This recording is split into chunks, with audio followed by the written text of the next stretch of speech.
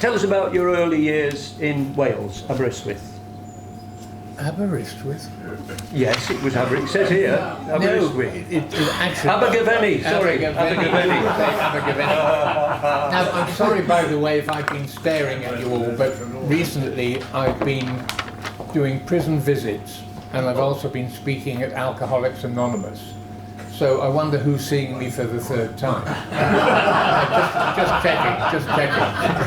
Hang on. I had rather a sort of jolly thing with my father, and he said, Jonathan, why don't you leave home whilst you still know everything?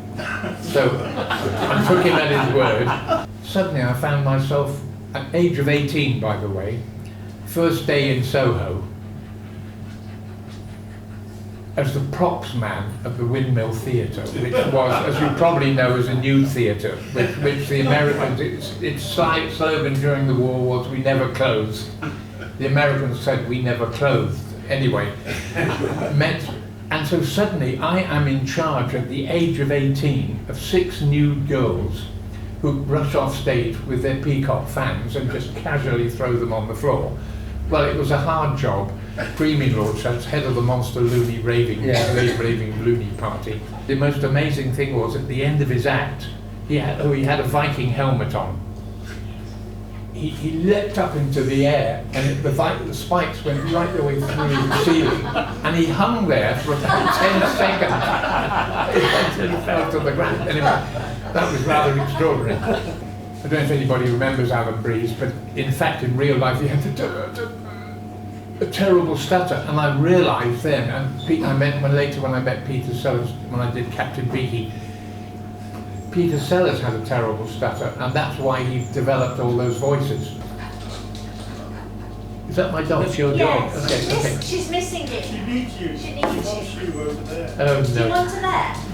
No, he's got a horse at the moment. I can hardly handle anything else. Exactly. Whatever you like. No, She's fine. crying for you. Whining for you. She can Yeah, smell you're going to you. have to have her there. aren't you? Okay. Yeah. Oh, I just felt really sorry for her. mistaken identification there. Noodle. Okay. Ah, Took her right. outside. Happy All right, now. darling. Oh, Took thank her you. outside, but she wants you. Well, she's pooed already. Okay, sit down. Sit. Look at that. Look at what mastery I have. Sit. Okay.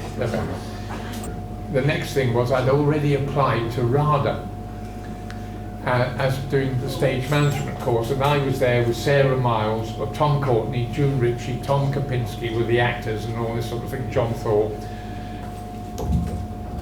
Bit of a droop. I'm used to it, don't worry. Okay, and thank you so much. We're going to have to rein it in a little bit, Jonathan, because I've got 32 items on here. We've done 3. I became the maitre d' at the Scotch of St James's, where we used to advertise, eat here 40,000 flies couldn't be wrong. And one guy came in, and the other people said, look after that guy. Who was he? Somebody in a baggy suit.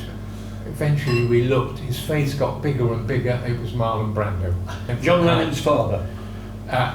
Well, funny enough, the Beatles came down there, and I said to John Lennon, I said, John, I'm handling your father. It's called Freddie Lennon.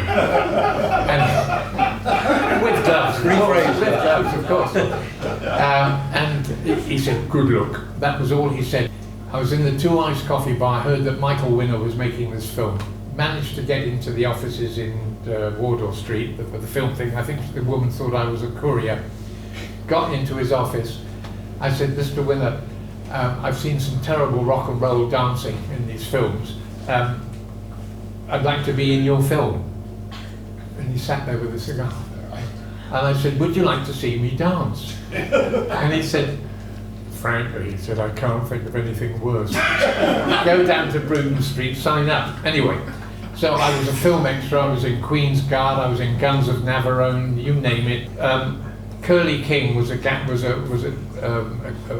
crook who went around with a gun in his locker, and he got the name Curly because he set somebody's hair on fire. I saw a friend of mine, Francis Mackay, who was about to make a film called Rob the Mod. I said, look, I'm looking for an artist to manage. Who do you think I could? He said, why don't you look at Rod?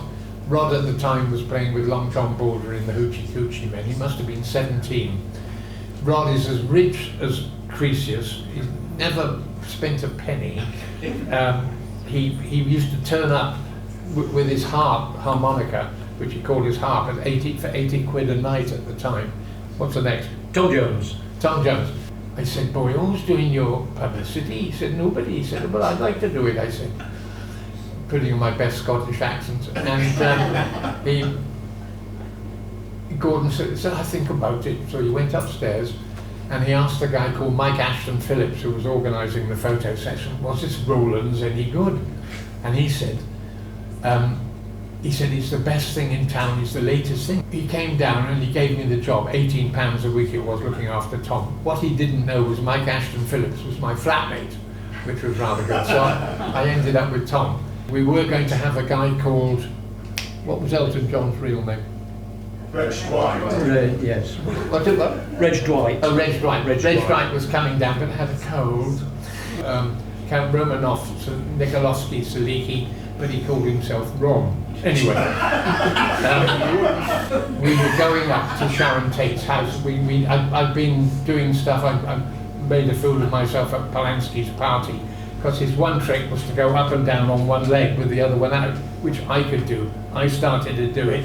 Did he need to see that? No, he didn't, because that was his star move. Anyway, a guy rushing into the loo from an actor said to me, of course, would you like some Coke? I said, no, I'm drinking a glass of red wine. And that was absolutely true. Anyway, so we were going up to Sharon Tate's. She had rented this house because Polanski was in Europe doing something. And we decided not to go because a new cheerleader had come into town from Texas that day. Her name was Farrah Fawcett. So we took her out for dinner. We didn't go. Next morning I was with Mae Mercer, this blues singer. We heard that Sharon had been murdered. Reeve and I, we for some reason, I've been in the business. I never took drugs, don't know why, don't particularly drink. Anyway, we wondered if we would have made a difference had we been there as two men. Now, Julio had damaged his legs. He hadn't played for Juventus or whatever, but he had been a footballer. So he had to have massage, and he could only slide his feet along. So we had a big carpet, and I'm proud to say that I hoovered for Julio. Because Comedy club, street markets, street markets, I worked in Club Row. The harmless land sales. I mean, you can't do any of these. We've run out of time. I'm just reading now.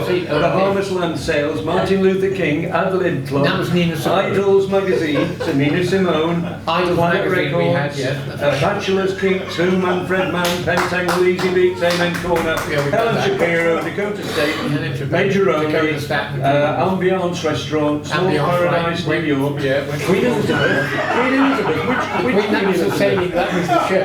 That was the ship. Richard Burton, Peter Ustinov, first Oh, yeah, marriage, right, Las when we got Vegas. there, on the ship. We met a guy called John C. King III, who was the largest mobile home. Elvis. I'm calling the book.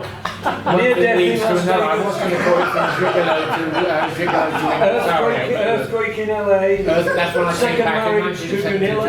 Second marriage. I've been married 4 times. Stickers Yeah, I've been restaurant. married 4 times. Whatever. Munich. Captain Beakin, Jeremy Lloyd. Finish on The that. bravest animals in the land are Captain Beaky and his band. That's Timid Toad, Reckless Rat, Artful Owl and Batty Bat. March of the Woodland singing songs that tell how they have righted wrongs. Dun dun diddly dun dun dun. Do you remember that? It was a #2 record with Keith Michelle. And we had Peter Sellers, Twiggy, oh my God. Penelope Keith, Petula Clark, Etc. And on the other side, we've got your recent exploits in Bakewell since you moved to Bakewell, but we can't go Bakewell into Music that. Festival, We'll Food save that. Festival with Paul. Yeah. So I'm going to say thank you very much, Jonathan. It's very obvious Thank you that to you've had Noodles. an absolutely full life. I should tell you about me taking Boney M to Vietnam.